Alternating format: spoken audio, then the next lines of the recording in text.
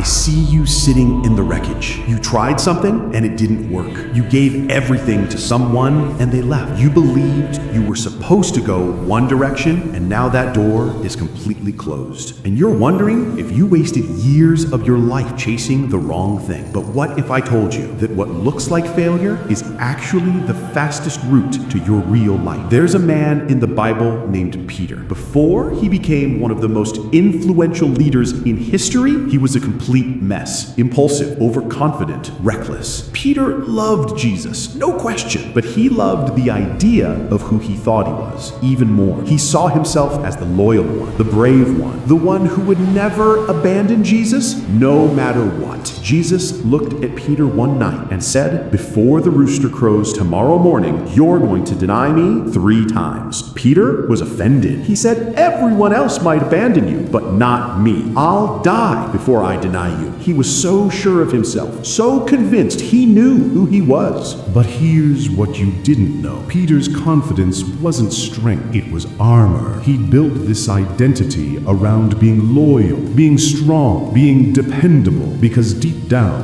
he was terrified of being exposed as weak. He needed to believe he was unshakable because he'd never actually been tested. Then the test came. Jesus was arrested. Soldiers everywhere. Chaos, danger. And Peter, the man who swore he'd die for Jesus, stood in a courtyard, warming himself by a fire. A servant girl looked at him and said, "You were with Jesus, weren't you?" And Peter panicked. "I don't know him." She asked again, "I don't know what you're talking about." A third time, someone recognized him, and Peter cursed, swore, denied Jesus completely. Then the rooster crowed. This is where most people miss it. They think Peter's denial was his lowest moment, his failure, his disqualification. But it wasn't. It was his liberation. Because in that moment, Peter's false identity shattered. The person he thought he was, the unshakable, loyal, fearless disciple, that person didn't exist. And Peter had to sit with the devastating truth that he wasn't who he thought he was. The text said Peter wept bitterly, not because he failed Jesus, because he failed himself, because the image he'd been holding on to, the identity he'd been performing, the version of himself he needed to believe in, it was all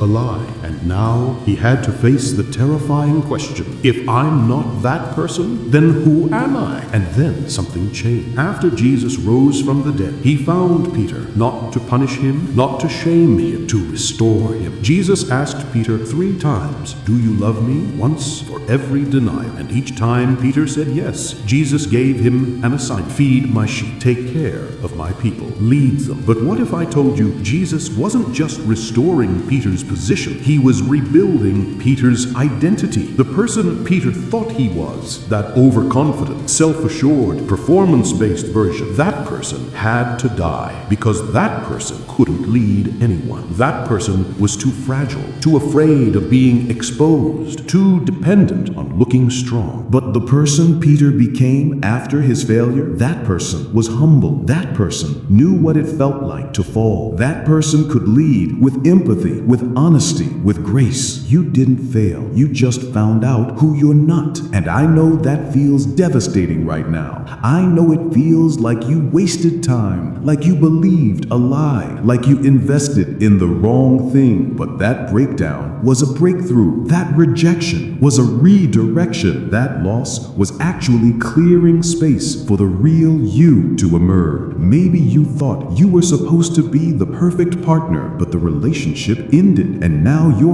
realizing you were performing, not loving. That wasn't failure. That was freedom. You just found out who you're not. Maybe you thought you were supposed to build a certain career, but it collapsed, and now you're questioning everything. That wasn't failure. That was clarity. You just found out what you are not called to do. Maybe you thought you were supposed to be strong enough to handle everything alone, but you broke and had to ask for help. That wasn't failure. That was maturity. You just found out who you're not and who you actually need to become. In the next 7 days, I want you to do something radical. Stop mourning the version of yourself that didn't work. Stop trying to rebuild the identity that collapsed. Instead, ask yourself, who am I allowed to become now that I'm not pretending anymore? Because the real you, the humble, honest, empathetic, authentic version, that person has been waiting for the false version to get out of the way. Peter spent the rest of his life leading thousands of people, not because he was perfect, because he was real. Not because he never failed, because he let his failure transform him. Your breakdown isn't your disqualification, it's your credential. The person you were pretending to be couldn't do what you're about to do, but the person you're becoming, that person is unstoppable. You didn't fail, you just found out who you're not. Now become who you actually are.